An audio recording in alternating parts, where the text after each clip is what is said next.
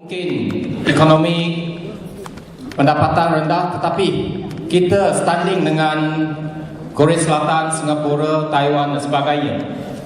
Tetapi walaupun dengan dikurniakan minyak dan sebagainya, tetapi sekarang kita sudah jauh ketinggalan. Kita ada minyak, ada biji timah, ada getah, kelapa sawit, ada balak, ada warga negara yang berbilang kaum, berbilang budaya yang mampu bersaing di bidang antarabangsa. Tetapi kita masih dalam ketinggalan. Kita tidak ada malapetaka seperti gempa bumi, tidak ada taifun, tsunami sekali-sekala. Cuma kita ada satu masalah. Masalah itu Barisan Nasional. Kini pelaburan asing kurang, taraf pendidikan di universiti menurun, R&D turun, pertumbuhan ekonomi turun. Yang naik rasuah, yang naik jenayah. Jadi kita hadapi masalah besar. Yang penting, prinsip utama, dasar ekonomi mesti ke arah memacu pertumbuhan ekonomi. Yang kedua, sedangkan kita mementingkan pertumbuhan ekonomi, kita mesti juga menjaga mereka yang pinggir, khususnya OKU, ibu tunggal dan golongan-golongan yang miskin, supaya mereka tidak terkeluar daripada pertumbuhan ekonomi negara. Dan dalam hal ini, jaminan keselamatan sosial mesti ada. Jadi dalam hal ini, Mufakat Pakatan Rakyat telah kemukakan beberapa langkah, khususnya gaji minimum untuk pekerja-pekerja, sistem pension untuk swasta, dan adakan dana penambatan kerja. Dan saya rasa ini merupakan beberapa perkara yang kita boleh buat untuk khususnya mereka yang berpendapatan rendah dan pekerja-pekerja. Sedangkan kita adakan jaminan keselamatan sosial yang baik, affirmative action kita mesti ada supaya mereka yang terpinggir, mereka yang golongan miskin berpeluang untuk bersaing dalam satu platform yang sama. Bersaing supaya mereka boleh berlepas daripada social class yang rendah dan ada social mobility.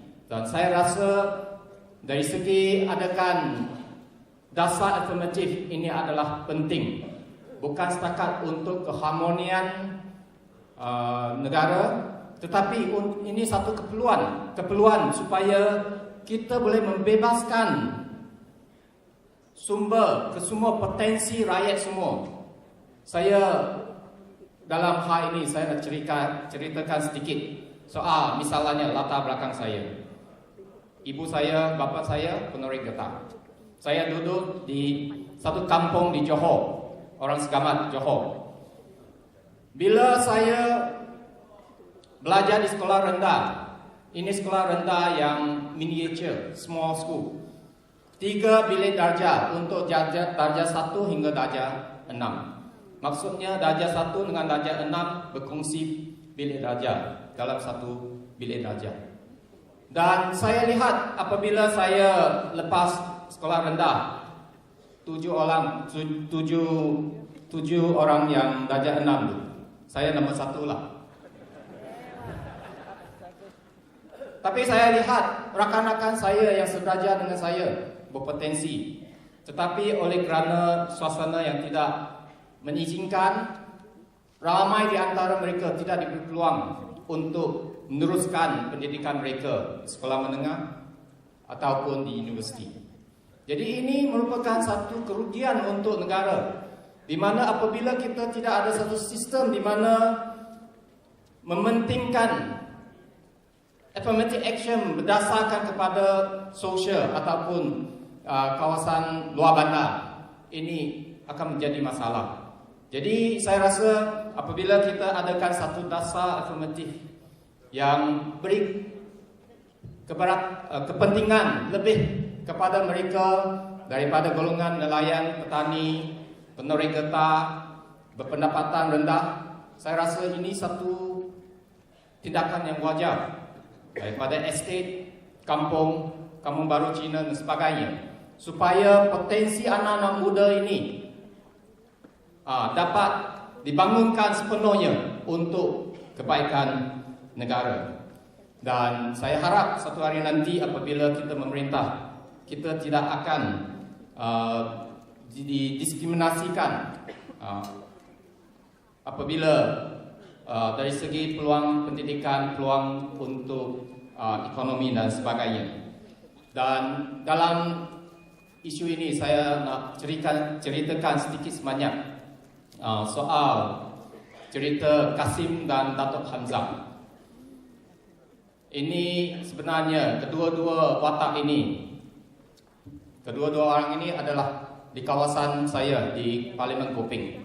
Saudara Kasim seorang yang duduk di Pangkalan Kek. Dia duduk di situ 46 tahun. Rumah dia sendiri tanah di atas TOL. Dia orang Melayu, duduk di Perak, tanah Melayu, 46 tahun TOL, tak dapat grant. Mohon tahun demi tahun, tak dapat. Ini kisah Encik Kasim. Ini kisah benar, boleh masuk TV3. Sebelah Datuk Hamzah. Datuk Hamzah ini hebat. Dia ketua bahagian UMNO Kuping. Baru-baru ini ada satu rancangan RPT, rancangan perumahan untuk orang miskin, di mana rancangan ini digunakan untuk menetapkan squatters. Dan antaranya ketua kampung diberi kota, ketua bahagian UMNO Datuk Hamzah pun diberi kota untuk 10 tapak tanah. Dan apabila nama dia diserahkan kepada Majlis Daerah, pejabat tanah, antara nama ke atas dalam sinarai ketua UMNO bahagian Kuping adalah Datuk Hamzah sendiri. Ini kita lihat sebelah ada orang yang masih duduk dalam setinggan dalam tanah TOL, tetapi seorang lagi kita buat search latar belakang Datuk Hamzah. Dia director beberapa syarikat, hebat dia, memang hebat dari segi ekonomi, hebat. Dia duduk di satu taman yang mewah, ada security juga di kawasan Parlimen Kuping. Dan dengan kuasa dia sendiri, dia agihkan tanah untuk orang miskin kepada beliau sendiri. Keluar sinar, dia kata itu rezeki dia.